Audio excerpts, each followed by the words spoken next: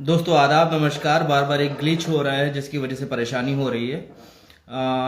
आज हम बात करेंगे पंचकर्मा पर, जिसके लिए मैंने आमंत्रित किया है डॉक्टर अभिषेक कुमार मिश्रा जी को, जो एक आयुर्वेद विशेषज्ञ हैं, पंचकर्मा विशेषज्ञ हैं। मैं कोशिश कर रहा हूं कि मैं उनको लाइन पे लूं, ताकि हम बात को आगे बढ़ा सकें।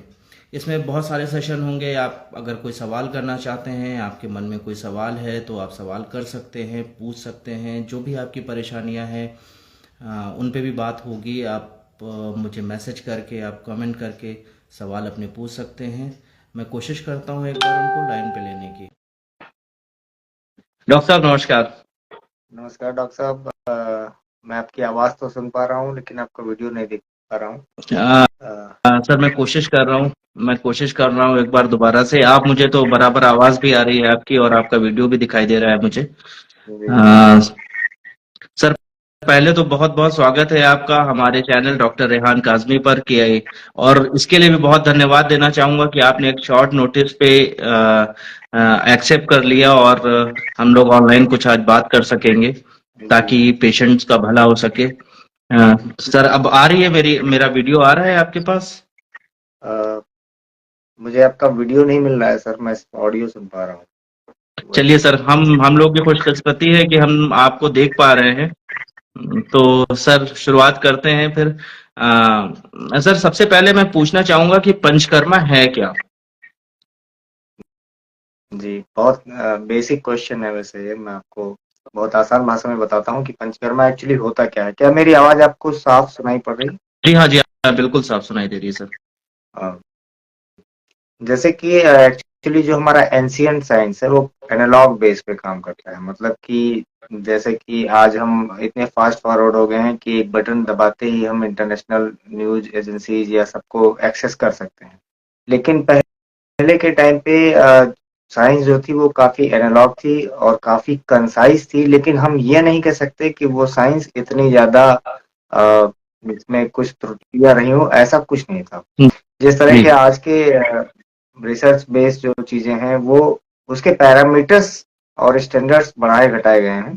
बल्कि जी जी रिसर्च पहले भी हुए थे और उनके बहुत सारे रिसर्च को कंपाइल्ड करके जो नॉन आयुर्वेदा साइंटिस्ट जिनको आप कह सकते हैं, जैसे कि आचार्य चरक हैं, सुश्रुत हैं और वाग्भट हैं, तो उन जी लोगों ने जी तीन अपनी लार्जेस्ट बुक ऑफ आयुर्वेदा जिनको आप कह सकते हैं, जो found in India, written in Sanskrit language and that is not also बहुत ही कॉमन संस्कृत नहीं है, वो एंशियंट लिटरेचर संस्कृत है।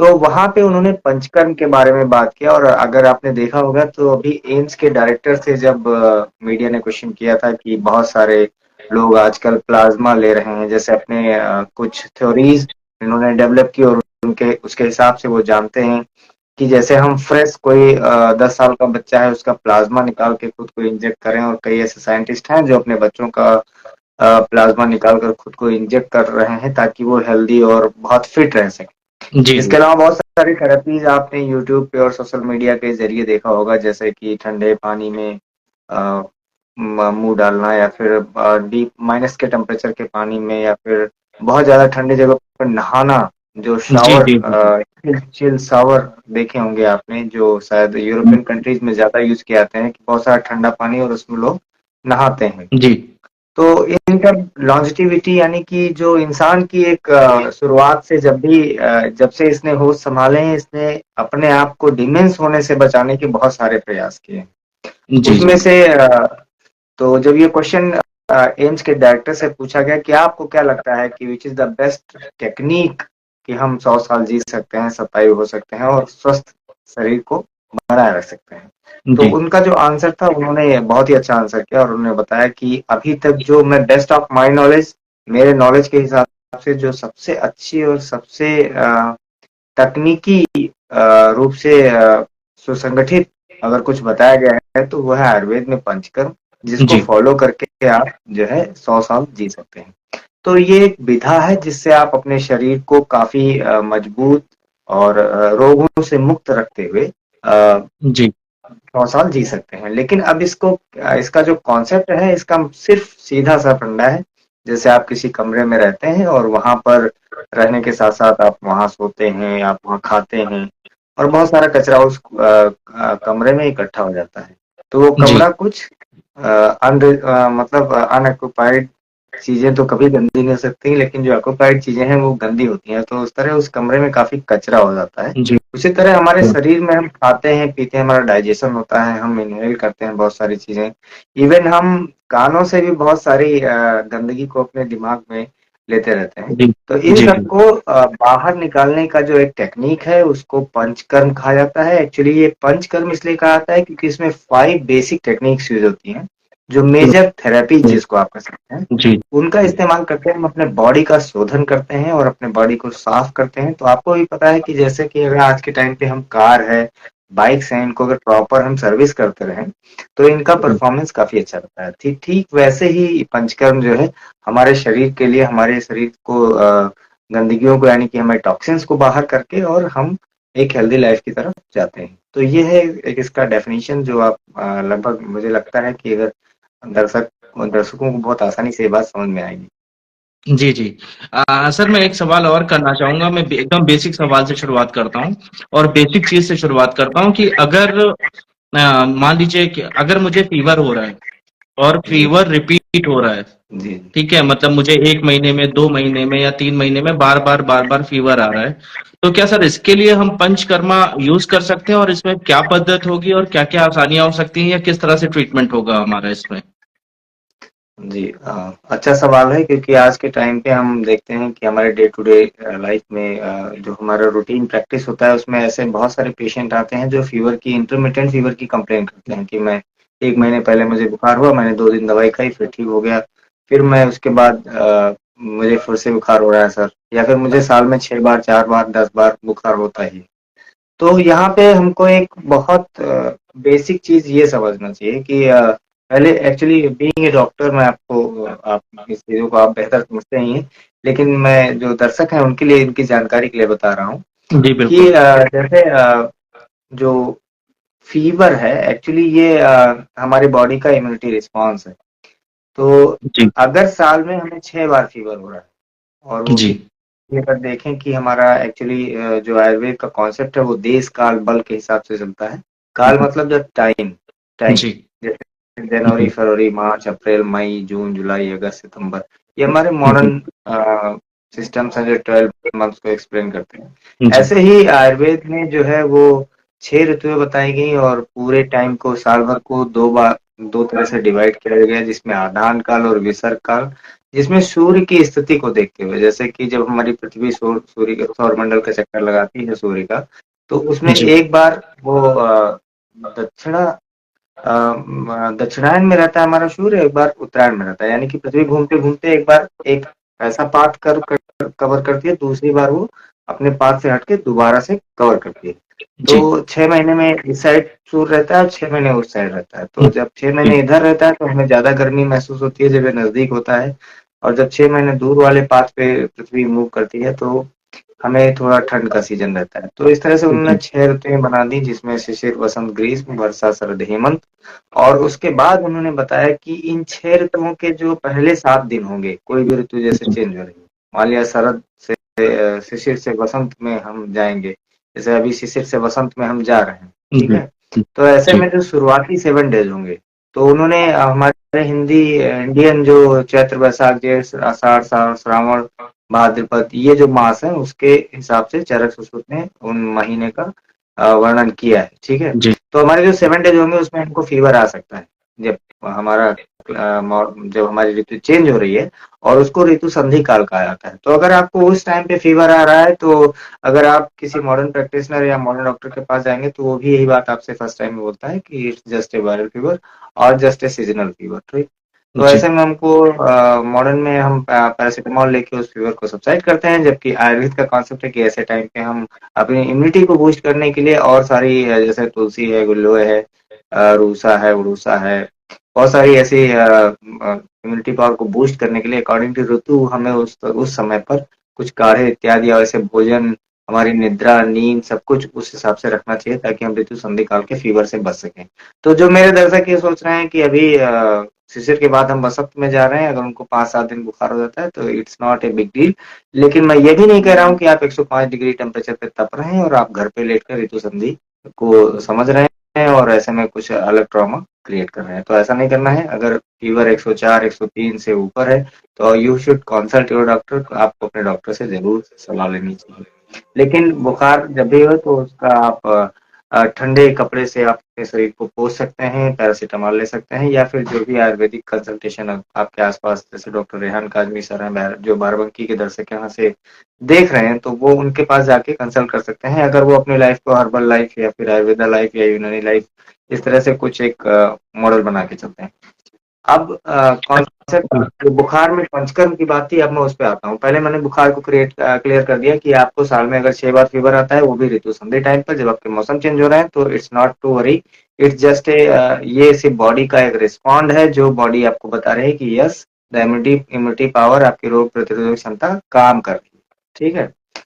तो अब आते हैं पंचकर्म और बुखार। अगर पंचकर्म को हम नाखून के किसी बीमारी से लेके इवन नर्वस सिस्टम के फेलियर्स में भी हम पंचकर्म कर सकते हैं।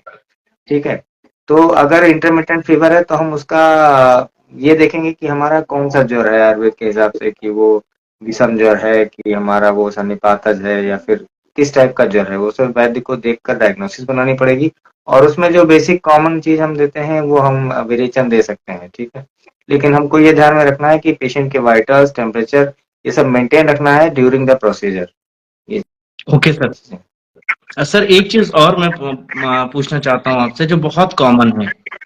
कोई भी पेशेंट अल्ट्रासाउंड कराता है अगर, तो एक स्प्लेनोमेगाली, हिपैटोमेगाली, ये बहुत कॉमन सी चीज है जो आजकल के हर पेशेंट को आ रही है।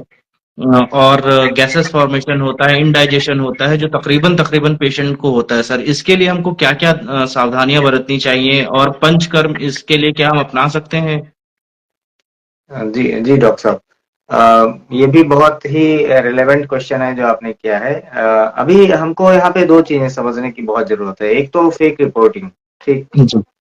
फेक रिपोर्टिंग भी बहुत सारी होती है। अभी हाँ, अभी मैं पेशेंट का नाम नहीं लूंगा लेकिन मैं आपको बता रहा हूँ, ना ही मैं ऐसे सोनोग्राफी ब्रांड मतलब सेंटर का नाम लूंगा, लेकिन मैं आपको बता रहा हूँ जस्ट 2 दिन पहले अभी एक अल्ट्रासोनोग्राफी ने रिवील किया था कि the patient is having hepatomegaly, cholecystitis, cholelithiasis with multiple echoes seen in the liver. ठीक। और एमडी गैस्ट्रो ने पेशेंट को देखा था, उसने रेकमेंड किया था कि आप जाके अल्ट्रासाउंड करा के आइए। अब पेशेंट की हालत खराब कि मुझे गॉलब्लैडर में स्टोन हो गया, और उसके बाद भी उसके साथ साथ लीवर के बारे में भी कुछ नोट्स लिखे गए हैं। वो पेशेंट एजुकेटेड था तो उसने, अब भाई हर आदमी सोचेगा कि अरे लीवर में भी प्रॉब्लम है, गॉलब्लैडर में भी पथरी है, एक सीरियस प्रॉब्लम जैसा दिख रहा है। फिर वो मेरे पास आया तो हमने गोंडा में 2-3 रेडियोलॉजिस्ट हैं, ज्यादा रेडियोलॉजिस्ट नहीं है हमारे यहाँ। जी जी। तो जो रेडियोलॉजिस्ट के सेंटर थे, हमने उनको एक हमारे, चलिए ठीक है, मैं उस रेडियोलॉजिस्ट का नाम जरूर लूंगा जिन्होंने एक अच्छा काम किया। हालांकि मैंने उनको ये नहीं बताया कि मैं we had taken a earlier one ultrasonography report. हमने उनको, मैम को ये नहीं बताया कि हमने एक अल्ट्रासाउंड पहले से कराया जिसमें सारी रिपोर्टिंग है। हमने नॉर्मल ऐसे ही बताया कि एब्डोमेन पेन में पेशेंट था तो अब इसकी अल्ट्रासोनोग्राफी करनी है। तो डॉक्टर साजिया नाज है हमारे यहाँ लॉजिक अल्ट्रासोनोग्राफी। तो वहां पे जब उन्होंने किया तो उस पेशेंट को उस दिन उनके समझ में नहीं आया कि अल्ट्रासाउंड क्यों हो रहा है, क्योंकि एवरीथिंग वाज नॉर्मल, सब कुछ नॉर्मल था। तो फिर उन्होंने 2 बार पूछा कि हम अल्ट्रासाउंड क्यों कर रहे हैं, कोई टेंशन है या कुछ आपको ऐसा लगता है कि ऐसा हुआ है? तो हमने कहा कि गॉलब्लैडर देखिए मैम। हमने कहा गॉलब्लैडर एकदम सिकुड़ा हुआ है, आप खाली पेट है। तो मैंने उस पेशेंट को बता रखा था कि आप खाली पेट जाइएगा, पानी पी के जाइएगा, ब्लैडर फुल होने पे करेंगे। तो ये सब वो उसने फॉलो अप किया था। फिर भी मैम ने उस दिन उसकी रिपोर्टिंग रोक दी और कहा कि आप सैटरडे नाइट को नील ओरल रहेंगे और मंडे मॉर्निंग ब्रश करके पानी पीने के बाद हम एक बार फिर से खाली पेट नील ओरल रहते हुए पेशेंट का अल्ट्रासोनोग्राफी करेंगे। और ऐसे में वो स्कैन किया उन्होंने और पूरा रिपोर्ट नॉर्मल हो गया। तो एक तो ये समस्या है कि इंडियन स्टेज में आजकल जो हमारे ये जो हमारे टेस्ट सोनोग्राफी सेंटर लैब हैं, वगैरह, पैथोलॉजी। सोनोग्राफी सेंटर है, टेस्ट लैब है, पैथोलॉजीज हैं, इनके टेस्ट रिपोर्ट्स पे हम कितना रिलाय कर सकते हैं, पहली चीज। और दूसरी चीज जो इंडिया में प्रॉब्लम अब आई है वो आई है खान पान से। हमारी एसजीओटी एसजीपीटी लगभग 40% जनरेशन की डिस्टर्ब है। जी एसजीओटी एसजीपीटी डिस्टर्ब होने की वजह से it will cause a inflammation in all over body organs even cells. ठीक, जी तो जब एसजीओटी एसजीपीटी हमारा नॉर्मल नहीं है तो हमारे स्प्लीनोमेगेली, सूजन स्प्लीन में हो जाएगा। कार्डियोमेगेली भी सीन, कार्डियोमेगेली भी देखी जा सकती है बहुत सारे पेशेंट्स में, कार्डियोमेगेली और जी हेपेटोमेगेली, ये सब बढ़ेंगे। और इसी कार्डियोमेगेली की वजह से जो आप अर्ली हार्ट अटैक्स देख रहे हैं, जी वाल्व में भी इंफ्लेमेशन। अब जी एसजीओटी एसजीपीटी बढ़ रहा है तो पेशेंट के हर ऑर्गन में, इवन उसकी आईज पे तो बाहर से हम एक्सटर्नली साइन सिम्टम्स को देखकर समझ सकते हैं कि हाँ इसको लिवर की प्रॉब्लम हो रही है, लेकिन पहले ये चीजें बाहर नहीं दिखेंगी, पहले इट जी विल इफेक्ट इंटरनली। ठीक, आपके अंदर के ऑर्गन्स इन्फ्लेम्ड हो जाएंगे, वहां पे अब वॉल्व भी है आपके हार्ट का, वो भी इन्फ्लेम्ड हो गया। आप अगर कुछ ऊपर नीचे हुआ तो आप कार्डियक अरेस्ट के तरफ जा सकते हैं। It's very common. हाँ सर, अभी हाल में एक इंस्टीट्यूट है, मैं भी नाम नहीं लूंगा उसका। उस जी इंस्टीट्यूट में एक चेस्ट पेन का पेशेंट गया और उन्होंने उसको कहा कि आप 8 लाख रुपए जमा करिए। अभी जी इनकी एंजियोग्राफी होगी, फिर एंजियोप्लास्टी होगी, तो आप 8 लाख रुपए जमा किए। और वो पेशेंट के पास पैसे नहीं थे इतने, तो वो दूसरी जगह पे गया और जैसा कि मैंने सुना, मैंने पढ़ा और मैंने देखा, तो दूसरी जगह पे गया, दूसरे डॉक्टर को दिखाया। उसने जी सिर्फ एसिडिटी की गोली दी, एसिडिटी के लिए उसने ट्रीटमेंट किया और वो पेशेंट 2 से 3 दिन के अंदर ठीक हो गया।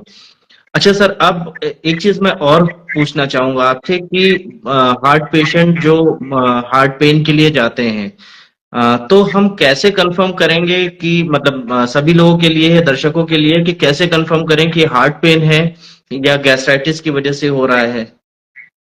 हाँ, ये एक कॉमन क्वेश्चन है, इसको लगभग सभी लोगों को समझना चाहिए कि हम एंजाइना में हैं, क्या हमें वाकई में कोई हार्ट की प्रॉब्लम हो रही है या फिर हम गैस्ट्राइटिस से सफर हो रहे हैं। जी तो यहाँ पे हमें जो मैंने अभी आपको एसजीओटी एसजीपीटी का जिक्र किया है उसी से जोड़ता हुआ आगे हमें थोड़ा बढ़ना पड़ेगा। जी एक्चुअली सर, जो कार्डियक प्रॉब्लम्स होती हैं उसका जो बेसिक कॉज होता है, it's because of it begins, actually ये शुरू ही आपके कॉन्स्टिपेशन से होता है। ठीक है, जी क्योंकि जी। वहीं पे आपका एसिड बेस बैलेंस आपकी बॉडी का डिस्टर्ब होना शुरू वो सब होता है। वो और तो जी हमारी बॉडी का एक रेगुलर पीएच है। ठीक, जी अगर हमारा एसिड बेस बैलेंस डिस्टर्ब होगा तो वो 0.001 में भी अगर हमारा पीएच डिस्टर्ब हुआ जी तो हमारे बॉडी के इंफ्लेमेशन, हमारे नॉर्मल नॉर्मल जो हमारी बॉडी का डायमीटर्स हैं, जो पैरामीटर्स हैं ऑर्गन से, उसमें घटना या बढ़ना स्टार्ट हो जाएगा। ठीक जी है, तो जी इसको अगर आपको पसीने के साथ, अगर आपका ऐसा कुछ दर्द हो रहा है जो आपका आपके बाएं हाथ की तरफ रेडिएट कर रहा है, आपके हाथ में भी झंझनाहट हो रही है, उसके साथ साथ आपके पीठ के यहाँ पे, ये स्कैपुला जिसको कहते हैं, या कंधे के जस्ट नीचे, यहाँ पर आपको डिस्कम्फर्ट फील हो रहा है, जी और जब भी कार्डियक एंजाइना होगा तो जी पेशेंट किसी भी पोजीशन में रिलैक्स्ड फील नहीं करेगा, क्योंकि उसका हार्ट सफोकेट कर रहा है, हार्ट सफर कर रहा है।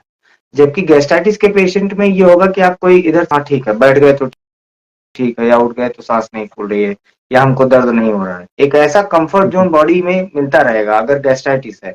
और जी एग्जैक्टली अगर एंजाइना है तो आप किसी भी पोस्चर में पेशेंट को ऊपर नीचे करें, तो किसी भी तरह से उसको कोई फायदा मिलने वाला नहीं है।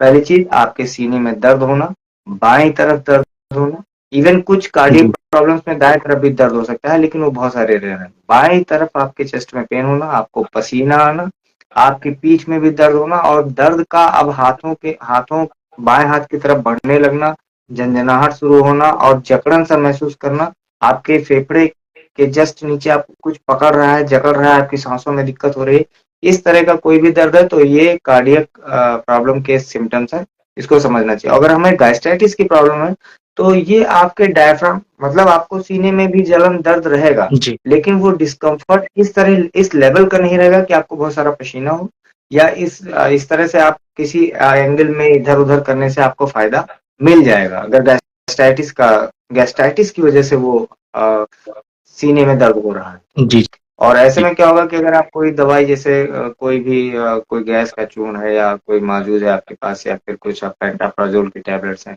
अगर उनको खाते हैं तो आपको विद इन 10 या 7 मिनट्स में आपको फायदा होने लगेगा। जी लेकिन मेरा रिकमेंडेशन ये है कि आप कभी भी अगर आपको चेस्ट में पेन है तो you should as early as possible आपको अपने डॉक्टर से कंसल्ट करना चाहिए। और तभी आप जाके वहां पे स्टार्ट होगा कि हम डायग्नोस करें इस पेशेंट को कि क्या वो कोई कार्डियक प्रॉब्लम है या फिर उसको सिर्फ एक नॉर्मल कोई प्रॉब्लम है।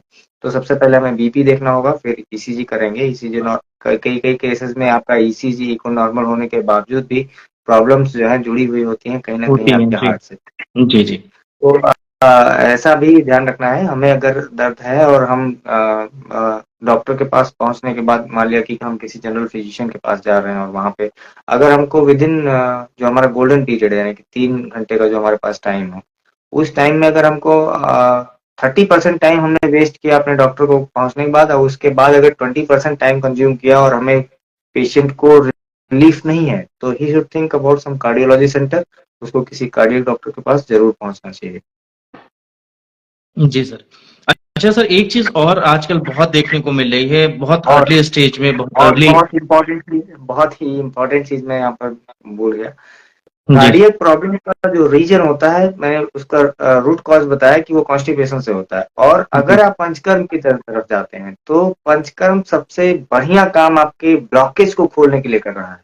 मतलब अगर ग्रेट आपको सर, बॉडी ग्रेट में कोई ग्रेट। भी ब्लॉकेज है, जी जी 70% आपकी जो डिजीज है वो जो है ब्लॉकेज की वजह से होती है। ठीक, कहीं ना कहीं कुछ इंटरप्शन है। वो जी जी लाइफ उस चीज के लिए जो बेहतर काम करेगा वो होगा पंचकर्म, जो आपको ब्लॉकेजेस को आपके खोलने में बहुत सारी मदद करेगा। तो अगर आप मैंने कार्डियक पेशेंट्स को भी पंचकर्मा में अडॉप्ट किया है जिनके स्टंट पड़े हैं और उनको प्रॉब्लम्स थी।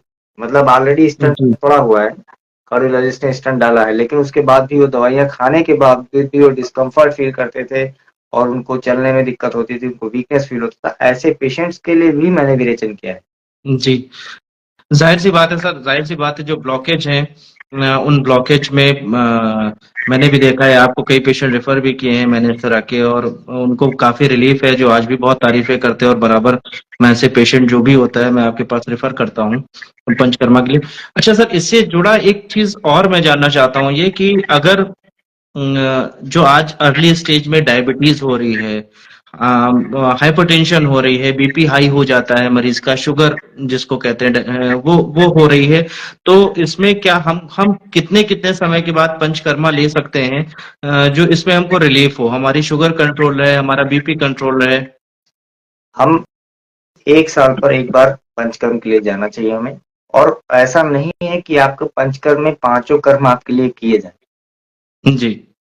डॉक्टर अच्छा, साहब, मैं यहाँ पे पांचों। बहुत क्लियर जी करना जी, चाहता हूँ पांचों कर्म नहीं, कि पांचों कर्म जरूरी नहीं है। जरूरी नहीं है कि हम उस पेशेंट के लिए हमारे पास मान लिया 5 बंदूकें हैं किसी जी या फिर हमारे पास कोई 5 फ्रूट्स हैं, तो जरूरी नहीं है कि हमारे पास 5 रोटी है तो हम पांचों खाएंगे। ठीक है, हमें जितनी भूख होगी, जिस जितनी की जरूरत होगी, अपने डॉक्टर के रिकमेंडेशन के हिसाब से आप एक कर्म से ही आप फिट रह सकते हैं, 2 कर्म से भी फिट रह सकते हैं, पांचों की भी आवश्यकता पड़ सकती है। ठीक है, तो मैक्सिमम क्या होता है, जो मेरा अपना 14 साल का जो मेरा एक्सपीरियंस है उसमें मैंने जो मुझे फाइंड आउट हुआ है, हम 2 से 3 प्रोसीजर में पेशेंट को अ, बढ़िया हेल्दी बना सकते हैं। उसकी वजह क्या होती है, आयुर्वेद जो है प्रकृति पर भी काम करता है, मतलब जी प्रकृति मतलब नेचर ऑफ द बॉडी। ठीक, तो उन्होंने वातज पित्तज कफज द्वंद्वज और प्रकृतियां, मतलब हमारे पास प्रकृतियों का एक पैरामीटर होता है जो हम नाड़ी से डायग्नोस करते हैं कि इस फला मरीज की प्रकृति क्या है। उस जी जी, हिसाब से जैसे जैसे हमारे मान लिया वो यूनानी में सपरा सौदा बलगम। हाँ जी, ये बिल्कुल होता सही। है। जी जी जी तो जी हमें जब डायग्नोसिस हमारी बन जाती है कि हाँ ये हमारा प्रकृति ये है, तो हमें उस प्रकृति के लिए स्पेसिफिक प्रोसीजर जो है लिटरेचर्स में बताए गए हैं कि हमको वही करना है उनके लिए। ठीक, तो एक ठीक साल है पर एक सर। बार हमें जरूर जरूर करना चाहिए। अब मैं कर देता हूँ कि पंचकर्म में क्या क्या होता क्या है। जी एक्चुअली जो पहला कर्म होता है वो वमन है। वमन तब हम करते हैं जब कोई हमारा स्टाउट पेशेंट है, कोई मोटा पेशेंट है जिसका वजन ज्यादा है जी और उसको कोई कफज डिजीज हो रही है, जैसे स्किन डिजीज हो रही है, या बार बार वो आरटीआई रेस्पिरेटरी ट्रैक्ट इन्फेक्शन से जा रहा है, या वो स्नोफिलिक है, या जी फिर उसको हेपेटाइटिस की कोई प्रॉब्लम हो रही है। ठीक, जी तब ये जो बेसिक मैंने कुछ नॉर्मल ऐसे डिजीज बताई जो सोसाइटी को ज्यादा देखने को मिलेंगी, जैसे किसी को सोरियासिस है, जी किसी के बाल झड़ रहे हैं, जैसे सेबोरिक डर्मेटाइटिस जिससे बाल जी गिर रहे हैं। जी। तो ऐसे में हम वमन करेंगे, स्किन डिजीज आज के लिए हमें वमन करना है क्योंकि ये कफज डिजीज अच्छा है। सर, ये अगर बाल इसकी मतलब, सॉरी मैं आपको बीच में इंटरप्ट कर रहा हूँ। जैसे कि बाल गिरने की समस्या आजकल बहुत आम है, और इसके लिए नीम हकीम खतरे जान की बहुत सारे वो व्हाट्सएप पे और इंस्टाग्राम पे फेसबुक पे इस तरह की रील्स भी आती रहती हैं कि बहुत से लोग बालों के लिए करें। तो सर मैं ये जानना चाहता हूँ कि क्या इस बालों को जो नए उगाने हैं बाल, या किसी के बाल गिर गए हैं, तो उसके लिए किस हद तक फायदा दे सकती है ये पंचकर? तो मैं ये बता रहा था कि जो दर्शक हमारे देख रहे हैं वो उनको ये पहले ये बहुत ही मिसकॉन्सेप्शन है कि हम हर बाल को नहीं उगा जी सकते, हर झड़ते हुए बालों को हम नहीं रख सकते, क्योंकि दो तरह के बाल झड़ने की समस्याएं आप मोटा मोटा देख सकते हैं। एक तो एक डिजीज कंडीशन में है, जैसे मान लिया किसी को सीबोरिक डर्मेटाइटिस हो रहा है, सेबेसियस ग्लैंड्स की प्रॉब्लम हो रही है, या फिर कुछ फैट जो खराब चर्बी है वो शरीर में बढ़ रही है, या फिर किसी फंगस इन्फेक्शन की वजह से बाल गिर रहे हैं। तो इन सब को तो हम रोक सकते हैं क्योंकि ये डिजीज कंडीशन है और नोन पैथोजन है और हम उस पर काम कर सकते जी हैं। तो इस तरह का अगर कोई कंडीशन है तो हम बालों को रोक सकते हैं। लेकिन दूसरा जो कंडीशन है, मान लिया कि बाल तो रहना ही नहीं है किसी इंसान के शरीर जी पर, जी क्योंकि जिस तरह की हम लोगों ने जो साइंटिफिक डेटा है और उस हिसाब से जो इवोल्यूशन की थ्योरी है, the theory of evolution, it explains that कुछ सालों के जी बाद इंसानों के जो सर का मॉडल है वो भी चेंज हो जाएगा और इनके सर पर बाल भी नहीं होंगे। ठीक, तो हमारा जीन्स अभी भी कुछ म्यूटेशन स्टार्ट कर चुका है। पिछले 20 से 30 सालों में जो जनरेशन है, आप अभी देखिए जेनजी आ चुकी है। जी जी तो जो ह्यूमन का जो होमोसेपियंस था उसकी जो जनजी जनरेशन है, यहाँ से 20 साल पहले ही म्यूटेशन स्टार्ट हो चुका है ऑलरेडी। जी तो कुछ लोगों में वो सुपर फास्ट म्यूटेशन चल रहा है तो उनके बाल गिरना शुरू हो गए हैं। अगले नेक्स्ट 10-15 पीढ़ी जनरेशन में हो सकता है कि उनके किसी जनरेशन में बाल रहे ही ना। ओके जी। तो इस तरह की कंडीशन को तो हम रोक ही नहीं सकते, ठीक, क्योंकि इट्स बिकॉज ऑफ नेचर, ये प्रकृति कर रही है, तो डॉक्टर तो उसको तो हम नहीं साहब रोक जी, सकते। लेकिन अगर तो डॉक्टर साहब जो जो जी हम जो वीडियोस देखते हैं, क्योंकि ये दौर है सोशल मीडिया का, तो जो वीडियोस देख रहे हैं और जो दावा कर रहे हैं लोग कि वो कुछ दवा बना के और बालों को दोबारा उगा सकते हैं, तो हम उसको ना समझें, ना ही माने?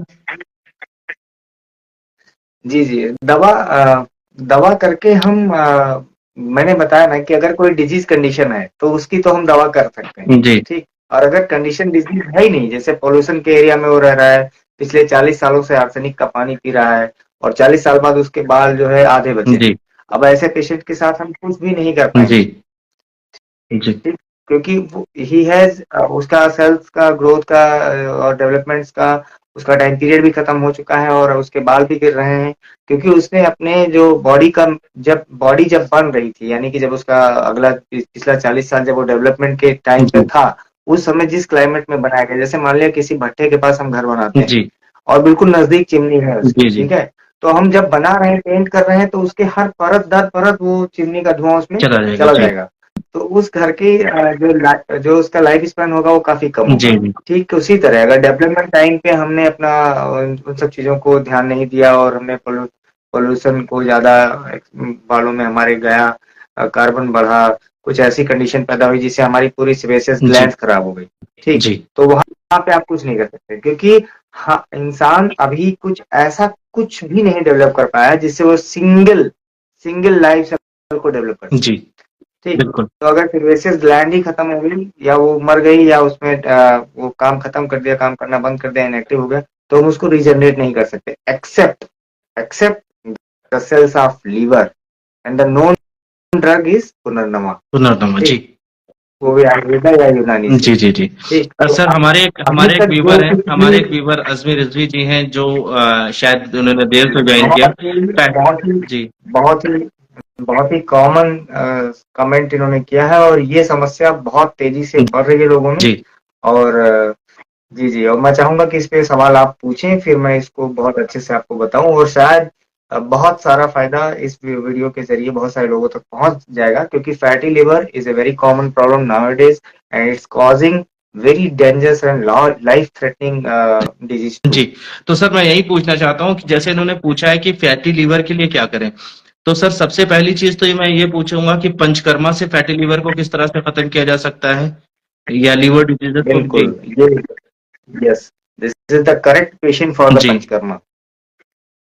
फैटी लीवर का मतलब लीवर का काम ही है हमारे फैट जी को स्टोर करना, ठीक। जी और फैट को स्टोर करते करते उसका घर इतना भर जाए, जब 60% के बाद वो आपको सिग्नल देगा कि हाँ 60% में फुल हो, जी ठीक। जी तब तक आप ग्रेड 1 क्रैश कर जी सकते जी हैं, ठीक है। यानी कि जब आप अल्ट्रासोनोग्राफी के लिए जाते हैं तो that is grade 2, need not to worry, जी इसमें डरने की कोई बात नहीं है।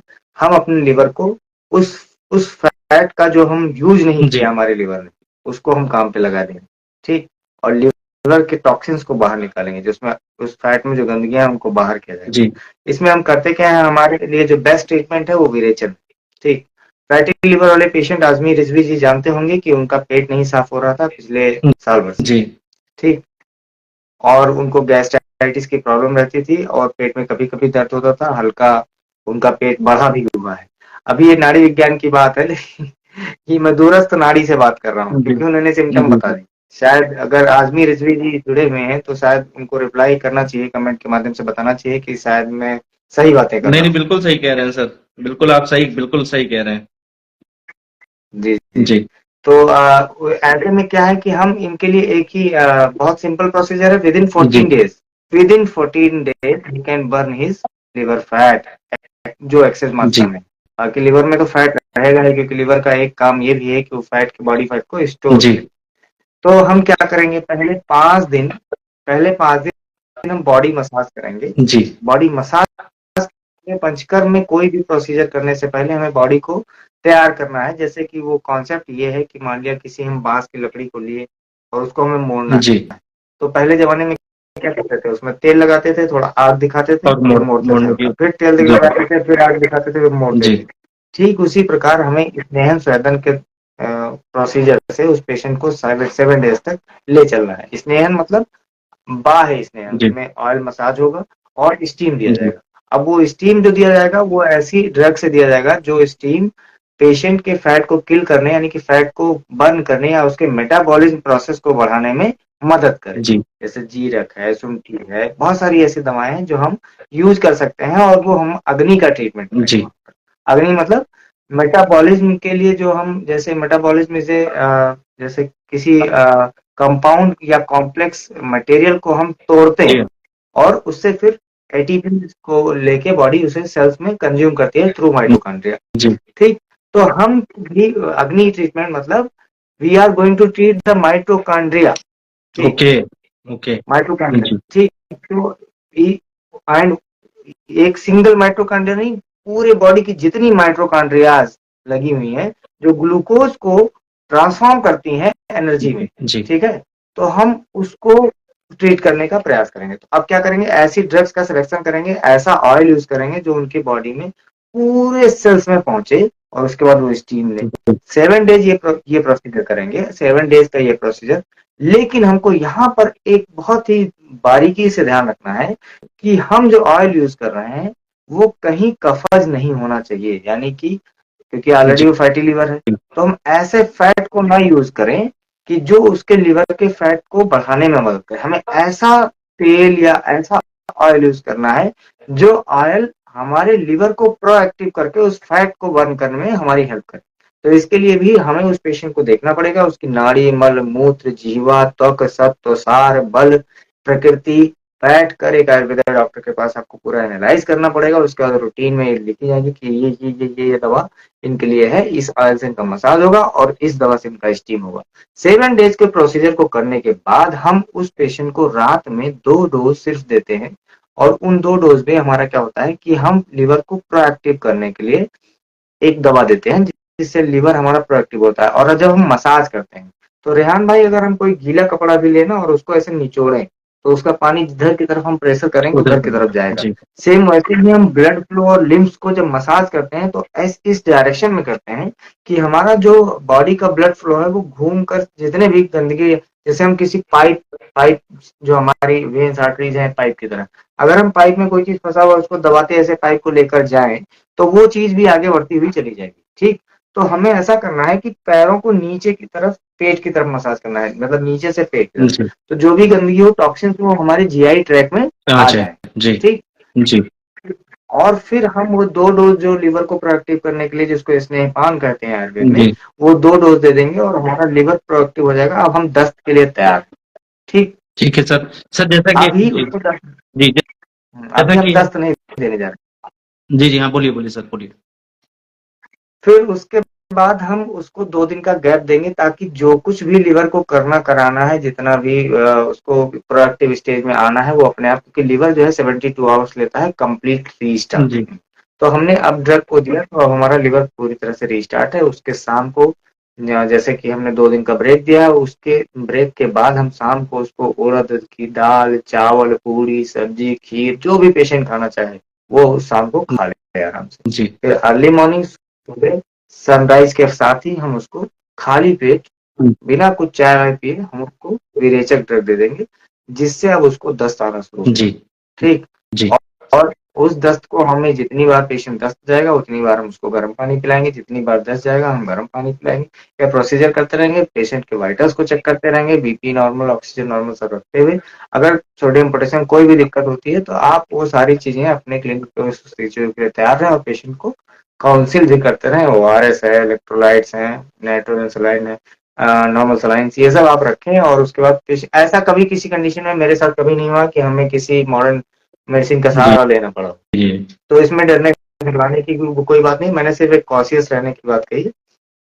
तो हम वेरिएशन का प्रोसीजर करेंगे उस दिन, उसको कम से कम 15 से 16 दस्त दिलाएंगे।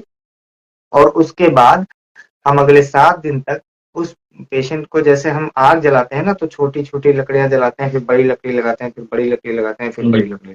तो इसी तरह हम उसका, जैसे खिचड़ी से, या फिर जो अगर सूप है तो मान लिया सूप से 2 डोज हमारा खिचड़ी, दो दो डोज सूप, जीरा उरा डाल के, ऐसे फिर खाना धीरे धीरे बढ़ाते जाएंगे। फिर नॉर्मल डाइट पर उसको 7 डेज बाद लेके आएंगे।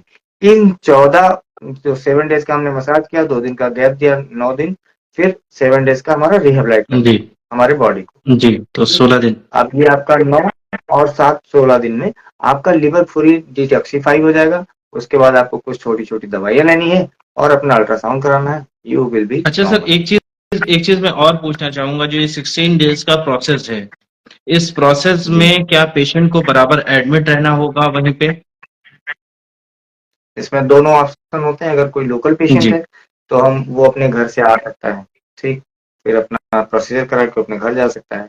लेकिन जो बाहर का पेशेंट है, जैसे मेरे पास कुछ इंटरनेशनल पेशेंट रहते हैं या फिर कोई अदर स्टेट का पेशेंट आता है, तो हम उसके एकोमोडेशन का और इवन तब उसका पूरा डाइट चार्ट, ये सब जी, जब सारी मैं चीजें जैसे वहीं जैसे कर मैंने सकते हैं। लास्ट विजिट जब आपके यहाँ की थी, तो जी थाईलैंड से बहुत सारे पेशेंट आपके एडमिट थे। उनका यही जी प्रोसेस चल जी। रहा था। तो अच्छा सर, एक चीज मैं और जानना चाहूंगा इसके विषय में कि इसकी कॉस्ट कितनी होगी, ताकि कैसे पेशेंट भेज सकता हूँ या कैसे पेशेंट आ सकते हैं, इसकी कॉस्ट क्या होने वाली है? एक्चुअली हम अगर पेशेंट्स को, मेरा जो काम है वो सर्वे भवन सुनना, सर्वे संत जी निरामया। ठीक। तो ये इट्स बाई, हम पंचकर्म, मैं आयुर्वेदा में बाई चॉइस स्टेप नहीं हुआ हूँ। ऐसा नहीं हुआ है कि मैं कुछ और करने जा रहा था, फिर उसके बाद कुछ ये मिला तो हमने ये कर लिया। नहीं, मैं BMS में जानबूझ कर क्या हूँ, मैंने आयुर्वेद की पढ़ाई की और मैं सर्विस इसी तरह की दे रहा हूँ। जी किसी भी फैटी लिवर के केस में मेरे ख्याल से अगर उसका एडमिशन ले जी के, अब वो अपने फूड का जो है, फूड तो अफोर्ड करेगा ना, वो तो फूड 7 डेज या 16 डेज का कितना भी हो, 7 डेज का फूड ही उसको लेना है, क्योंकि 7 डेज बाद तो अपने घर चला जाएगा। जी क्योंकि जो पोस्ट प्रोसीजर होंगे उसको सिर्फ खाना ही तो बताना है, तो खाना उसकी लिस्ट उसको दे दी जाती है कि खिचड़ी खाना है, ये वाला सूप खाना है, ये करके वो 7 डेज में रिस्टोर हो जाएगा। तो उसको सिर्फ 7 ही दिन सेंटर पे रुकना जी है। ऐसे में उसका ये मान के चलिए कि with admission, with procedure, it's going to cost around 1000 rupees per day. बहुत कम है सर, बहुत कम है। जितनी गंभीर बीमारी है ये ये, कॉमर्शलाइज नहीं जी है। जितनी जी, गंभीर ये बीमारी है उसको देखते कॉमर्शलाइज हुए कॉस्ट कुछ भी नहीं नहीं है। है, एक तरह से कह सकता हूँ। और मैंने बहुत सारे सेंटर्स देखे हैं जो बहुत हाई फाई होते हैं, और वहाँ एक एक दिन का। नहीं, वो जी वो एक कारपोरेट सेक्टर का काम है। जैसे shirodhara, it's a common procedure, we are charging 850 rupees only, सिर्फ 850 में हम प्रोसीजर करते हैं। लेकिन अगर आप किसी मेट्रोपॉलिटन सिटी में, बैंगलोर में या किसी बड़े बॉम्बे में कहीं पे आप जाके वो करेंगे, तो वो 12,000 तक की कॉस्ट हो जी, सकती जैसे है। सर आपने तो शिरोधारा इट की बात डिपेंड। की, अभी आपने शिरोधारा की बात की, तो मुझे एक चीज याद आई उससे कि एंजाइटी पेशेंट में और सर दर्द के पेशेंट जी में जी जी, ये जी जी कितना इफेक्टिव होगा सर? और क्या जो एंजाइटी, क्योंकि एंजाइटी के पेशेंट आजकल बहुत बुरी तरह से फैल रहे हैं, बहुत ज्यादा हो रहे हैं, स्ट्रेस इतना ज्यादा हो गया, लोगों को कामयाब होने की हवस इतनी ज्यादा है, पैसे कमाने की हवस इतनी ज्यादा है, सोते नहीं है लोग, नींद बहुत कम आती है, तो इसमें हम क्या क्या करा सकते हैं और कितने दिन का प्रोसीजर होगा ये? एक्चुअली शिरोधारा ये पंचकर्म का प्रोसीजर नहीं है। पंचकर्म की जैसे मैंने आपको बताया था कि इसमें पंचकर्म में 5 बेसिक कर्माज होते हैं, बाकी कुछ प्री प्रोसीजर और कुछ इसके सब मतलब एसोसिएट्स होते हैं। जी तो शिरोधारा एक मानसिक रोग को ट्रीट करने के लिए, जिसमें आपने एंजाइटी नाम जी लिया, अभी अभी आप थोड़ा सा अगर अपने आप को रिकॉल करेंगे डॉक्टर साहब, तो आपको मिलेगा कि जो आपके शहर के बड़े बड़े हॉस्पिटल्स हैं, इट्स ए हार्श रियलिटी, इसको हमको समझना जी पड़ेगा। जितने भी बड़े बड़े हॉस्पिटल्स हैं ना, उनकी इमरजेंसी अगर आप अपने ही डिस्ट्रिक्ट में देखेंगे, तो आपके मेरे अंदाज से हर जिले में 3,000 इमरजेंसी पर्चे जी रोज करते हैं। बिल्कुल डिस्ट्रिक्ट हॉस्पिटल, प्राइवेट हॉस्पिटल, इन सबको लेके अगर देखा जाए तो 2,500 से 3,000 पेशेंट इमरजेंसी में पर्चे कटवा कर दिखाते हैं। जी ठीक। जी उसमें से 30% आप ये मान सकते हैं कि वो लोग हरी भरी में हैं, वो लोग 30% ऐसे हैं, लेकिन 70% को वो रियल में इमरजेंसी रहती है। आप जाएंगे देखेंगे तो किसी का पता चल रहा है कि वो घबराहट बहुत तेज है, सीने में बहुत दर्द है, जी पसीना भी हो रहा है। ठीक। पसीना भी हो रहा है।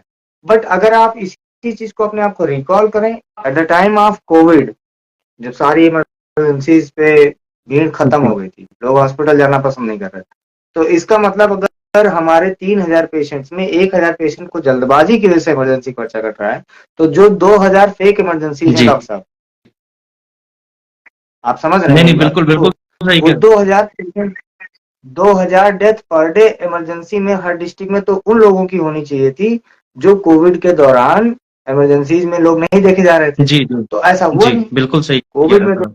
दो चार एक दो दो दो चार लोग कोविड की वजह से मरे होंगे, बाकी किसी इमरजेंसी की वजह से 2,000 किसी डिस्ट्रिक्ट में मर गए हो, ऐसा तो हमने कोई न्यूज नहीं नहीं, देखी। बिल्कुल सही कह तो रहे आप समझ हैं। पा जी रहे हैं कि मतलब कि जो डेली बाराबंकी या हमारे गोंडा डिस्ट्रिक्ट में 3,000 पर्चे या किसी अदर डिस्ट्रिक्ट में 2,000 1,500 पर्चे जो कट जी रहे हैं, उसमें से 700 पर्चे तो फेक इमरजेंसीज के जी हैं।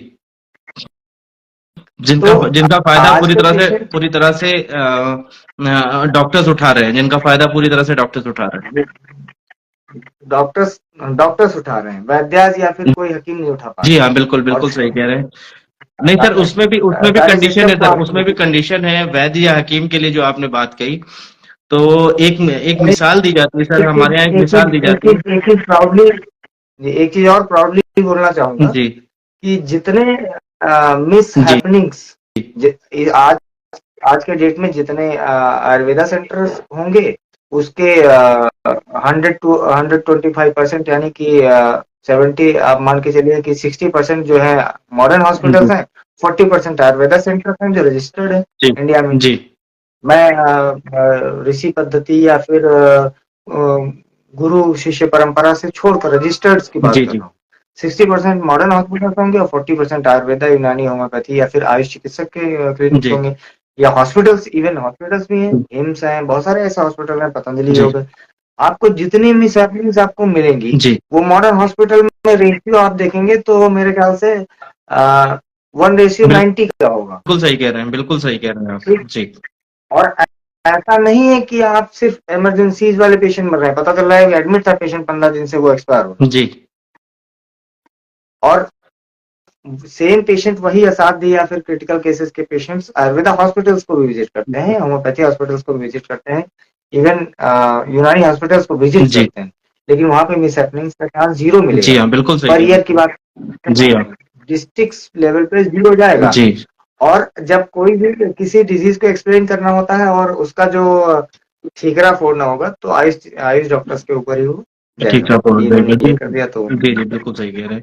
जैसे सर, गवर्नमेंट पे मुझे कभी कभी हंसी आती है कि जो गवर्नमेंट के ऐसे क्वालिटी सेंटर्स हैं, क्वालिटी जो गवर्नमेंट के क्वालिटी हॉस्पिटल्स फील्डिंग। हैं या जच्चा बच्चा केंद्र हैं जो गवर्नमेंट के हैं, मॉडर्न मॉडर्न में, तो उनमें ये होता है कि उनमें एएनएम और जीएनएम जो हैं वो डिलीवरी करा रही होती हैं, लेकिन जब वही किसी हॉस्पिटल में कोई मिस हैपनिंग हो जाती है, किसी मैं एलोपैथिक की बात कर रहा हूँ कि एलोपैथिक हॉस्पिटल में किसी में मिस हैपनिंग हो जाती है इस तरह की, या कोई केस खराब होता है तो उसको सीज कर दिया जाता है, क्योंकि वहां एएनएम या जेएनएम डिलीवरी करा रही है। तो ये एक समझने की चीज है, ये एक समझने की चीज है कि सरकार एक जगह तो अपने हॉस्पिटल्स में वो एएनएम जेएनएम को एज अ डॉक्टर दिखा रही है, और दूसरे जो प्राइवेट हॉस्पिटल्स हैं उसमें एएनएम जेएनएम को बैन कर रही है और उसको उन हॉस्पिटल्स को सीज कर रही है।